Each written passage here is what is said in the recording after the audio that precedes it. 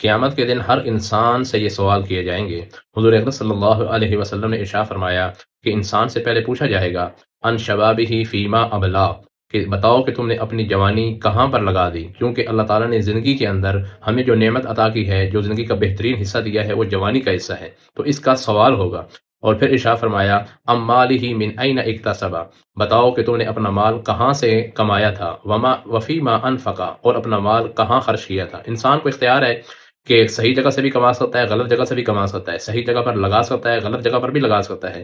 پھر ارشاد فرمایا کہ یہ سوال ہوگا ان علمہ ماذا عمل بہ، بتاؤ کہ تم نے اپنے علم پر کیا عمل کیا، جو تمہیں دین کی باتیں پہنچی تھیں، دین اسلام کی معلومات پہنچی تھی، اس پر تم کیا عمل کر کے آئے۔ اور پھر فرمایا جائے گا ان عمرہ فیما افنا، بتاؤ کہ اپنی عمر کہاں کھپا کے آئے، صرف دنیا کے لیے یا آخرت کے لیے بھی کچھ بنا کے آئے، اپنی عمر کو دنیا میں ہی ضائع کر دیا یا آخرت کے لیے اعمال کر کے کچھ قیمتی بنایا۔ تو یہ وہ سوالات ہیں جو ہم میں سے ہر ایک سے ہونے جا رہے ہیں۔ ہمیں چاہیے کہ ان سوالات کی تیاری کریں، اور ان سوالات کی تیاری صرف لفظی جواب نہیں ہے، بلکہ عملی طور پر ہمیں ان کاموں کو اختیار کرنا پڑے گا جن کاموں کا اللہ نے حکم دیا ہے، اور ان کاموں سے اپنے آپ کو بچانا پڑے گا جن کاموں سے اللہ نے روکا ہے۔